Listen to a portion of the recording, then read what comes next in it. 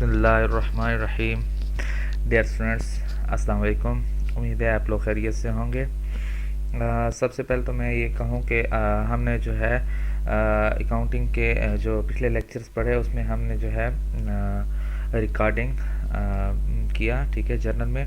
फिर हमने post to laser किया और फिर हमने ट्रायल बैलेंस यानी हमने समराइज़ किया अकाउंट्स को। और उसके बाद मैंने कहा था आपके पास नेक्स्ट जो लेक्चर आएगा उसमें हम जब हम ट्रांजैक्शन को जर्नलाइज कर लेते हैं, फिर पोस्ट टू लेजर कर लेते हैं और फिर ट्रायल बैलेंस जब हमारे पास बन जाता है तो ट्रायल बैलेंस से जो है हम उसकी फाइनेंशियल स्टेटमेंट्स बनाते हैं, ठीक है। तो फाइनेंशियल स्टेटमेंट्स को यहाँ मैंने डिफ़ाइन भी कर अच्छा, यहाँ पे आगे जाने से पहले सिवाय चंद स्टूडेंट्स के बाकी स्टूडेंट्स ने कोई जो है रिप्लाई नहीं दिया मुझे। मैंने आपके ज़िम्मे क्वेश्चन लगाया था और मैंने कहा था कि क्वेश्चन जो है वो सॉल्व करके मुझे सेंड करना है, वो आपकी होम असाइनमेंट है। लेकिन चंद स्टूडेंट्स के बाकी स्टूडेंट्स का कोई रिस्पांस नहीं आया। तो याद रखें कि ये आप लोगों की जो है असाइनमेंट्स हैं और फिर अगर आप लोगों का इस तरह रिस्पांस रहा तो फिर आपको मार्क्स जो है वो आप नहीं ले सकेंगे, ठीक है। बाकी आप सीख भी नहीं सकते फिर इसको जब तक आप इसकी प्रैक्टिस नहीं करेंगे साथ साथ, ठीक है। जैसे मैंने आपको पहले बयान किया कि ये बुनियाद है, बेसिक्स हैं। जब तक ये नहीं आएगा आपको तो आगे आप जो है यहाँ पे नहीं सर्वाइव कर सकेंगे, अपने मीट नहीं कर सकेंगे अपनी ऑब्जेक्टिव्स को, ठीक है। तो हमारे पास फाइनेंशियल स्टेटमेंट्स क्या होती हैं? फाइनेंशियल स्टेटमेंट्स कहते हैं जो हम रिपोर्ट्स प्रिपेयर करते हैं eight the end of accounting period, उनको हम बोलते हैं फाइनेंशियल स्टेटमेंट। यानी वो फाइनेंशियल कहते हैं माली को और स्टेटमेंट हालत को कहते हैं। यानी माली हालत जो है, तमाम वो स्टेटमेंट्स जो हमें माली हालत बताते हैं बिजनेस की, उनको हम जो है फाइनेंशियल स्टेटमेंट्स कहते हैं। फिर हमने फाइनेंशियल स्टेटमेंट्स को कैटेगराइज किया हुआ है यहाँ पे 4 टाइप्स में। यहाँ पे हमने 4 टाइप्स में जो है उसको कैटेगराइज किया हुआ है।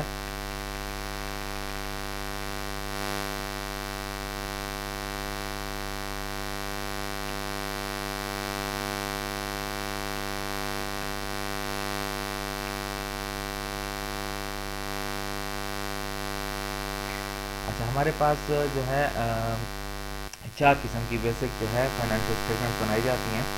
तमाम का काम तो यही है, यानी बताते वो यही है, हमें माली हालत के बारे में बताते हैं कि हमारे बिजनेस की माली हालत क्या है।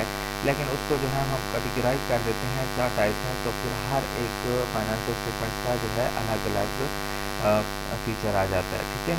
तो basically there are 4 financial statements. First है हमारे पास बैलेंस शीट, फिर है हमारे पास इनकम स्टेटमेंट, फिर हमारे पास कैश फ्लो स्टेटमेंट और statement of stock holder equity, statement of retained earnings, ठीक है, इसको बोलते हैं। तो सबसे पहले जो है हम बैलेंस शीट जो है उसको एक्सप्लेन करेंगे कि बैलेंस शीट स्टेटमेंट जो है वो किस तरह प्रिपेयर की जाती है। अच्छा, यहाँ पे बैलेंस शीट पे जाने से पहले अकाउंटिंग पीरियड की बात आई। जैसे मैंने पिछली एग्जांपल में देखें तो अकाउंटिंग पीरियड की बात कर रहा है, यानी reports prepared eight the end of accounting period. हमारे जो अकाउंटिंग पीरियड होते हैं अकाउंटिंग में, यानी पीरियड से मुराद के बाद हमारे जो कंपनीज हैं, ज़्यादातर जो कंपनीज हैं वो सालाना यानी रिपोर्ट्स बनाते हैं अपने, यानी अपने बिज़नेस का अंदाज़ा लगाते हैं कि हमारे बिज़नेस की फ़ाइनेंशियल पोजीशन कैसे जा रही है, हमारे कितने प्रॉफिट्स आ रहे हैं, कितना लॉस हो रहा है, ठीक है।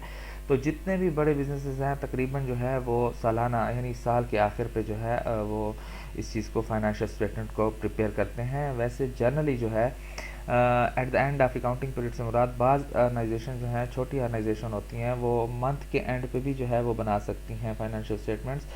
3 मंथ्स के बाद भी बनाती हैं, ठीक है। 3 मंथ के बाद जो रिपोर्ट्स बनाई जाती हैं उनको हम क्वार्टरली रिपोर्ट्स बोलते हैं।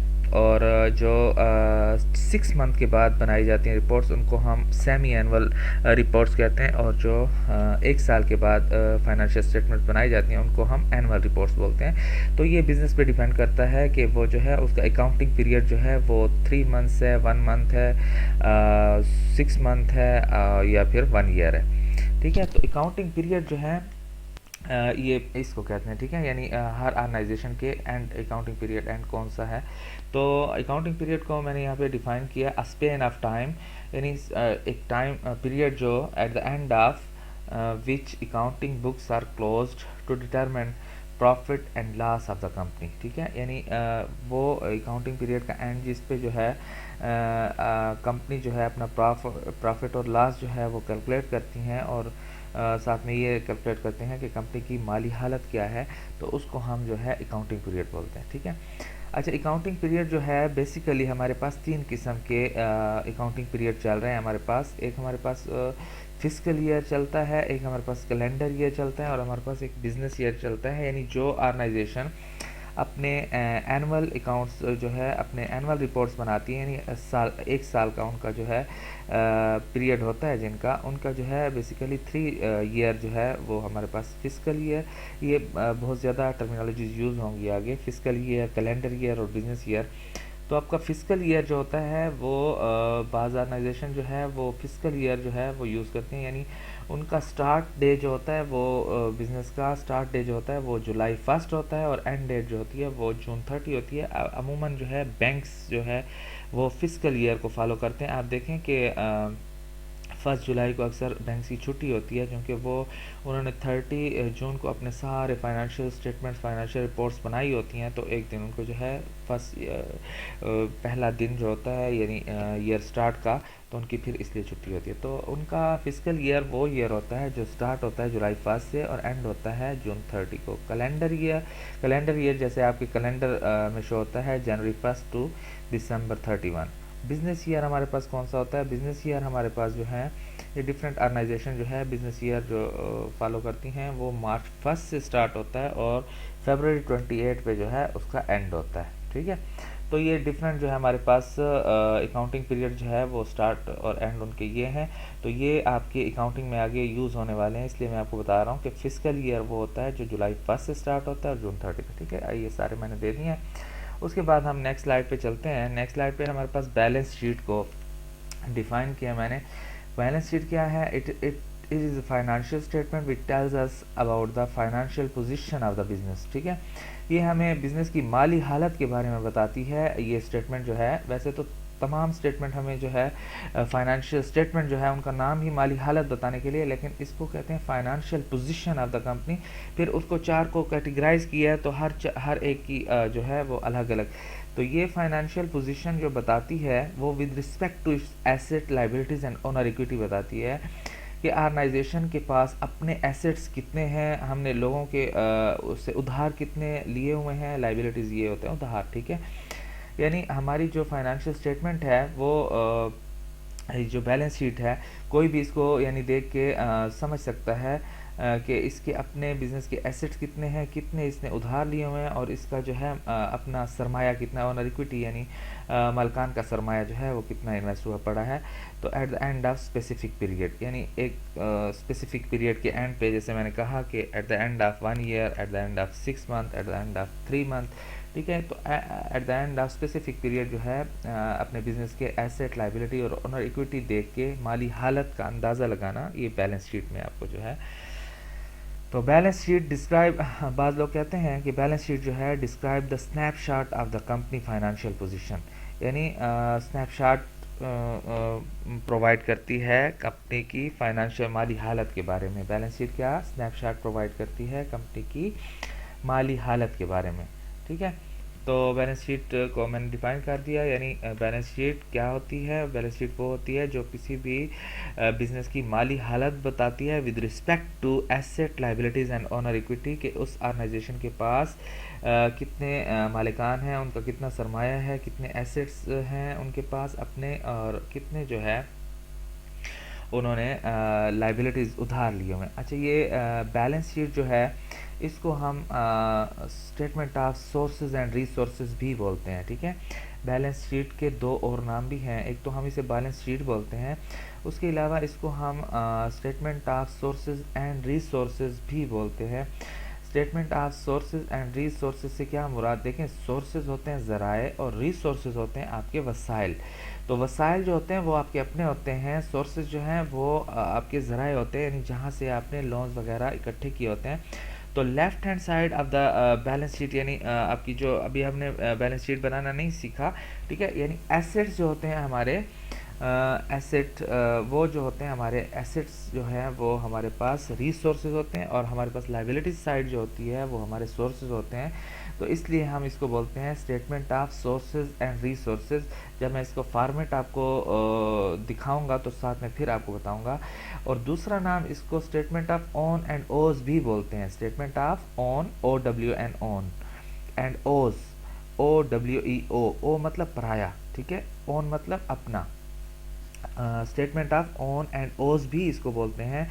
ओन मीन अपना, ओज मीन पराया, ठीक है। यानी आपकी जो एसेट्स होते हैं वो आपके अपने हैं, लाइबिलिटीज़ जो हैं वो आपके लोगों के उधार हैं जो आपने लिए हुए हैं, बिजनेस में डाले हुए हैं, तो वो होते पराए हैं। तो इसलिए इसको स्टेटमेंट ऑफ ओन एंड ओज भी बोलते हैं, ठीक है। तो इसके बाद जो है हम नेक्स्ट स्लाइड पे जाते हैं। नेक्स्ट स्लाइड में आप देखें, अच्छा, बैलेंस शीट की फॉर्मेट पे जाने से पहले मैं आपको एक और टर्मिनोलॉजी है उसको भी इंट्रोड्यूस कराता जाऊँ यहाँ पे, जो कि हमने पहले नहीं उसको डिस्कस किया। तो बैलेंस शीट पे जाने से पहले इसको डिस्कस करना ज़रूरी था, तो इसलिए मैंने बैलेंस शीट फॉर्मेट पे जाने से पहले आपको डेप्रिसिएशन के बारे में बताता हूँ कि डेप्रिसिएशन क्या होता है। डेप्रिसिएशन जो है इसका लफ्ज़ी मायना जो है उर्दू में इसको कहते हैं घिसाओ पिटाओ, ठीक है, यानी घिसाओ पिटाओ उर्दू में इसका मतलब है, ठीक है। यानी आपकी जो कोई भी फिक्स एसेट होता है तो उसकी डेप्रिसिएशन होती है।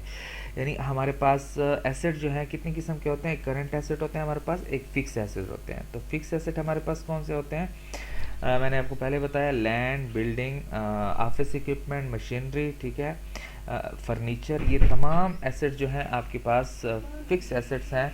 ये हमारे पास फिक्स एसेट्स हैं और इनको हम कैसे जो है वो करेंगे, हमारे जितने भी फिक्स एसेट हैं इनको जब हम इस्तेमाल करते हैं तो इस्तेमाल करने से इनकी वैल्यू में कमी आती है।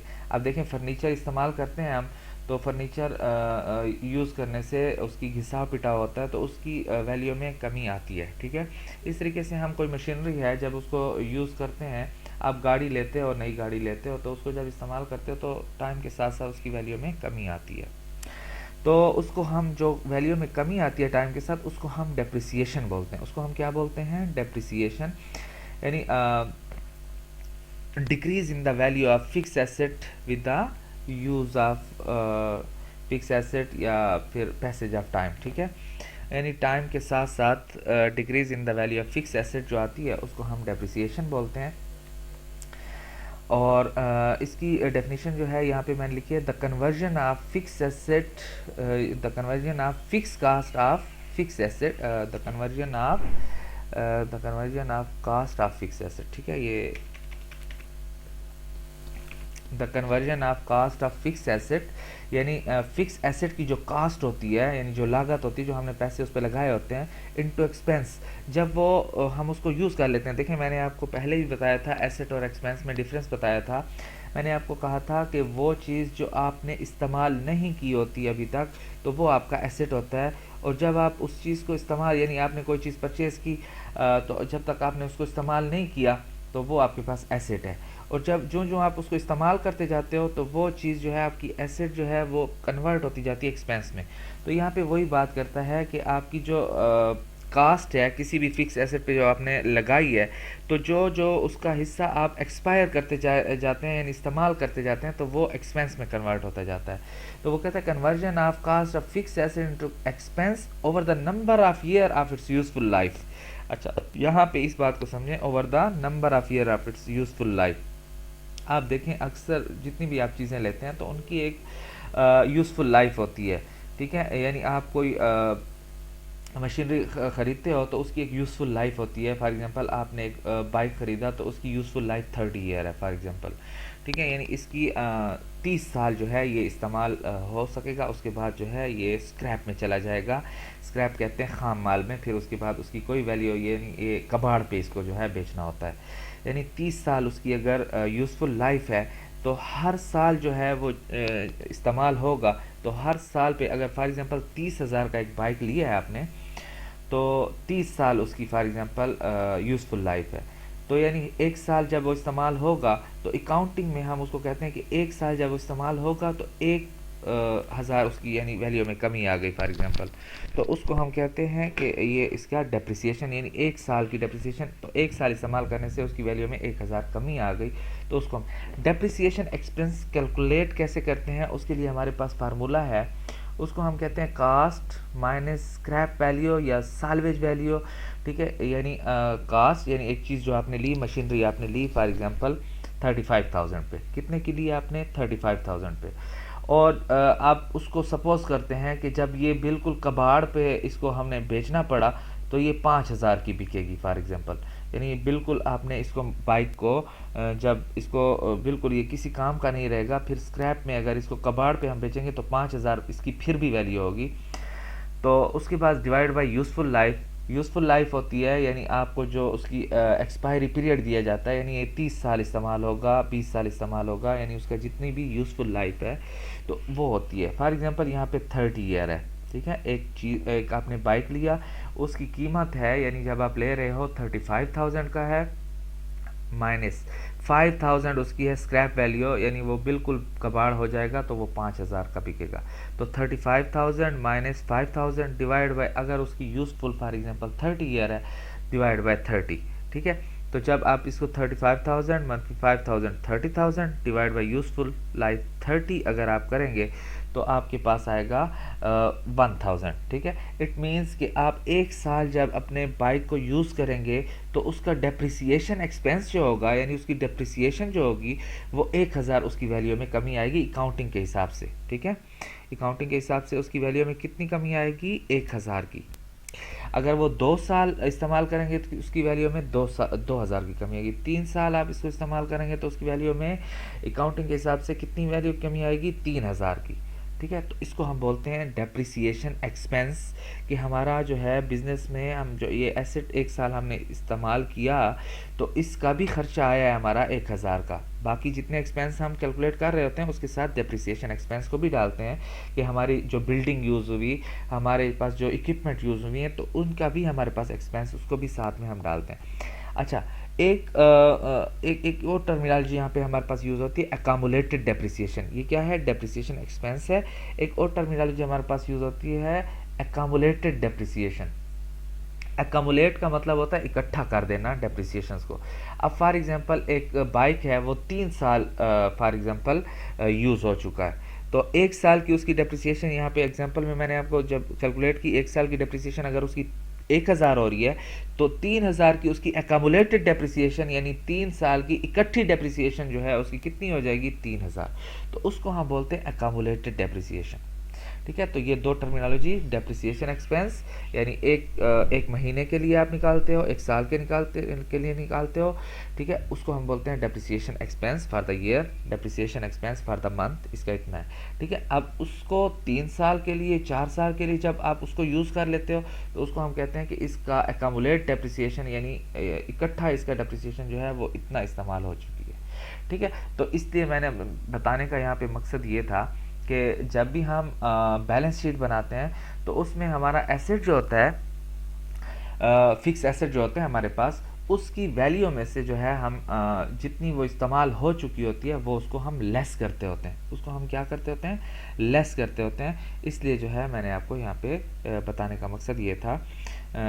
फिर आगे फॉर्मेट में आपको डिटेल से समझाता हूँ। ठीक, अच्छा, हमारे पास जो फिक्स एसेट है, मैंने आपको कहा कि डेप्रिसिएशन होती किन एसेट्स की है, फिक्स एसेट की होती है, एक्सेप्ट लैंड, ये ज़रूर कहना है।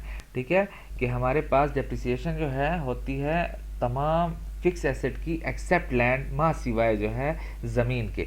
ज़मीन को आप जितना भी इस्तेमाल करें तो उसकी वैल्यू में कमी नहीं आती। अब देखें, बिल्डिंग को इस्तेमाल करते हैं तो उसकी वैल्यू में कमी आती है क्योंकि वो पुरानी हो जाती है। ठीक है, इस तरीके से मशीनरी को यूज़ करते हैं, इस तरह कंप्यूटर हैं आपके पास, ठीक है, इस तरह आपके पास फर्नीचर है, उसको यूज़ करते हैं तो उसकी ज़ाहिरी बात है उसकी आउट ऑफ डेट भी होती है, आउट ऑफ फैशन भी होती है चीज़, तो उसकी वजह से उसकी वैल्यू में ज़रूर कमी आती है। ठीक है, लेकिन लैंड वाहिद जो है आपका फिक्स एसेट है जिसको आप जितना भी इस्तेमाल करें तो उसकी वैल्यू में कमी नहीं आती।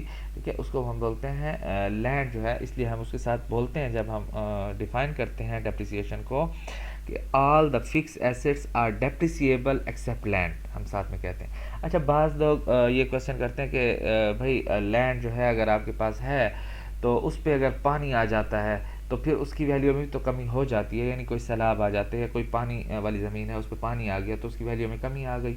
तो हम इसको जो है इसमें डेप्रिसिएशन में नहीं लेते, वो एक नेचुरल डिज़ास्टर है, ठीक है, यानी कुदरती आफात है, वो उसमें आ जाता है। तो उस यानी आपकी इस्तेमाल करने से उसकी वैल्यू में कमी नहीं आ रही, तो इसलिए हम उसको एक्सेप्ट लैंड बोलते हैं, ठीक है। अब हम आते हैं फॉर्मेट ऑफ बैलेंस शीट के। बैलेंस शीट किस तरह बनाई जाती है। अच्छा, यहाँ पे मैंने बैलेंस शीट बनाई है। इसमें देखें आप, सबसे पहले जब बैलेंस शीट बनाने लगेंगे तो सबसे पहले कंपनी का नेम लिखेंगे, यानी जिस कंपनी के लिए आप बैलेंस शीट बनाने जा रहे हैं उस कंपनी का नेम ऊपर लिखेंगे। Business consulting company for example इस बिज़नेस का नाम है, या फॉर एग्जांपल आप कहें यासिर कंप्यूटर कंपनी, ठीक है, यानी कंप्यूटर कोई कंपनी है उसका नाम लिखेंगे सबसे पहले। फिर उसके बाद जो स्टेटमेंट बनाने जा रहे हैं, हम कौन सी स्टेटमेंट बनाने जा रहे हैं, बैलेंस शीट, तो हम दूसरे नंबर पे बैलेंस शीट लिखेंगे। ये बैलेंस शीट बनाते हुए इस चीज़ का बहुत ख्याल रखना है कि ये आपने तमाम चीज़ें लिखनी है।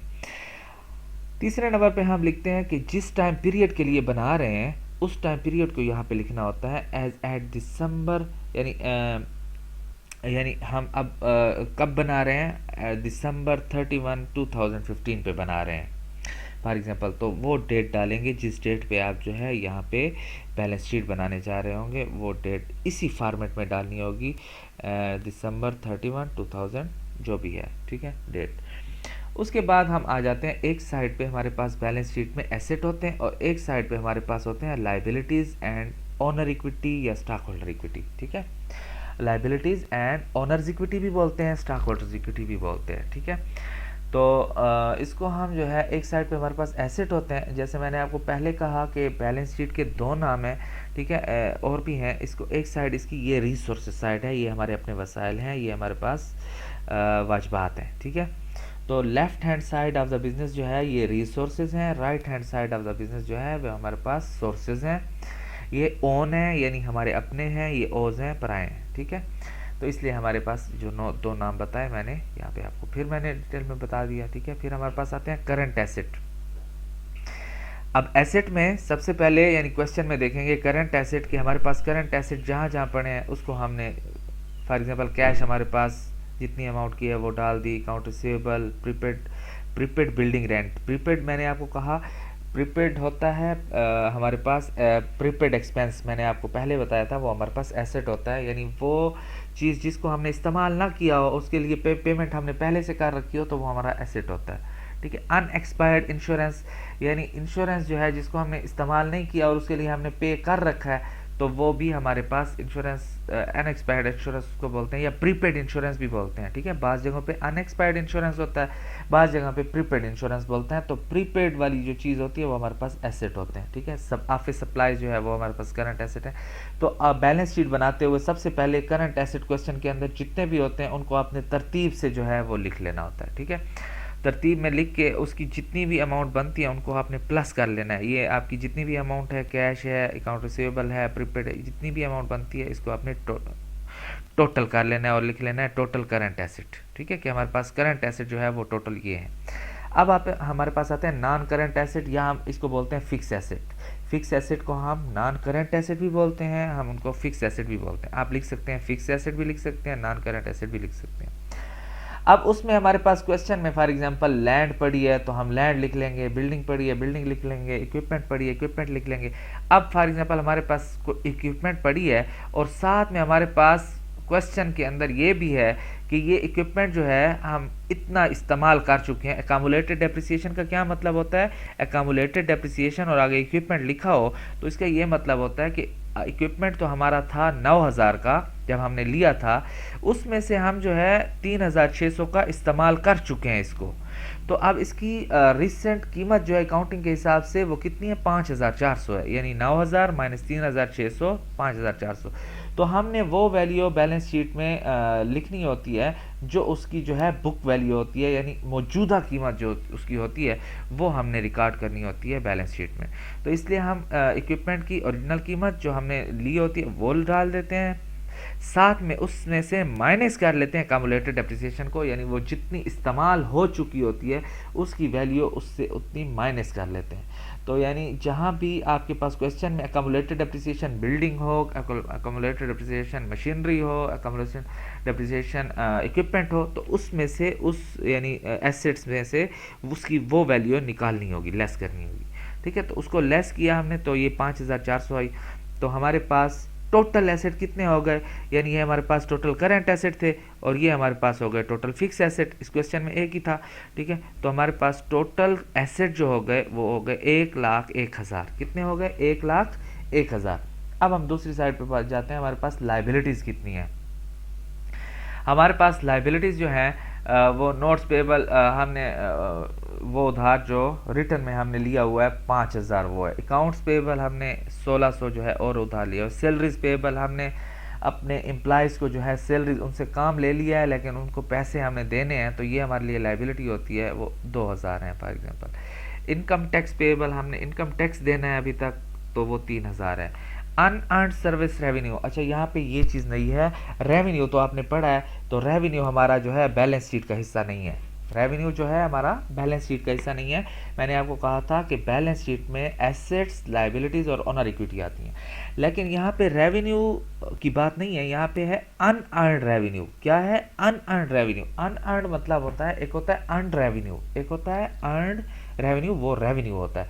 अर्न्ड कहते हैं कमाया हुआ आमदन, और अनअर्न्ड कहते हैं ना कमाई हुई आमदन को। ठीक है, यानी आपने अभी कमाई नहीं है, यानी आपने किसी को सर्विसेज देने हैं और एडवांस में पैसे ले लिए हैं, तो वो हमारे लिए लाइबिलिटी बन जाता है, उधार बन जाता है। फॉर एग्जांपल मैं किसी को ट्यूशन देता हूँ और ट्यूशन अभी मैंने स्टार्ट नहीं की, पहले दिन स्टूडेंट्स आते हैं और मैं उनको कहता हूँ कि एडवांस में पेमेंट कर दें आप मुझे, तो एडवांस में वो मुझे 2,000, 3,000, 1,000 जितनी भी मेरी फ़ीस है वो मुझे दे देते हैं, और वो पैसे जो है मेरे लिए अनअर्न्ड रेवेन्यू है, अभी मैंने उसको कमाया नहीं है, मैंने एडवांस में ले लिया, तो वो मेरे लिए लाइबिलिटी होगी। ठीक है, तो अनअर्न्ड रेवेन्यू की जहाँ भी बात आएगी वो हमारे पास रेवेन्यू में कंसिडर नहीं होगा, वो हमारे पास लाइबिलिटी में कंसिडर होगा। तो यहाँ पे बात आ गई अनअर्न्ड रेवेन्यू। तो अनअर्न्ड रेवेन्यू हमारे पास, यानी हमने जो एडवांस में लिए हुए हैं लोगों से पैसे जिनकी अभी हमने सर्विसेज नहीं दिए, तो वो है 4,400। तो हमारे पास टोटल लाइबिलिटीज़ यहाँ पे बन जाती हैं 16,000। कितनी बन जाती हैं? 16,000, यानी इनको सबको ऐड कर लेंगे तो ये हमारे पास टोटल लाइबिलिटीज़ हो गई। और दूसरी हमारे पास stock holder equity. Stock holder equity का मतलब ये होता है, इसमें मालकान का कितना सरमाया है, यानी मालिकों ने कितना इसमें बिजनेस में पैसा डाला हुआ है। ठीक है, वो, और उसमें से हम हमेशा, अगर ड्राइंग की बात आती है, कैपिटल का हिस्सा है ना ड्राइंग भी, ठीक है, तो अगर ड्राइंग की बात आती है तो वहाँ हम हमेशा जो है कैपिटल स्टॉक से माइनस कर लेते होते हैं, यानी कैपिटल जिसका भी कैपिटल है उससे हम जो है ड्राइंग उसकी माइनस कर लेते होते हैं। और रिटेन्ड अर्निंग क्या होती है? रिटेन्ड अर्निंग के बारे में मैंने आपको डिटेल से पिछले लेक्चर में बताया था कि हमारे पास बिजनेस का प्रॉफिट जो होता है, यानी हमारे पास, हम फॉर एग्जांपल अब बना रहे हैं 2015 की, इससे पहले हमने 2014 का भी एक साल गुजारा है, तो 2014 में हमारे पास फॉर एग्जांपल प्रॉफिट आया था 2 लाख रुपए। ठीक है, तो 2 लाख का प्रॉफिट आया था, तो उसमें हमने फॉर एग्जांपल 1,15,000 दे दिया अपने पार्टनर्स को या अपने मालिकान को, कि उनको डिवाइड कर दिया, और हमने कहा कि 85,000 इसमें जो है हम बिज़नेस को मज़ीद एक्सपेंड करने के लिए रखते हैं। तो जो बिज़नेस को मज़ीद एक्सपेंड करने के लिए जो बिज़नेस में पहले से पैसा पड़ा होता है उसको हम रिटेन्ड अर्निंग बोलते हैं। ठीक है, तो वो भी हमारे बिज़नेस का अपना पैसा होता है। ठीक है, तो उसको हम रिटेन्ड अर्निंग बोलते हैं, यानी वो मालिकान का पैसा होता है।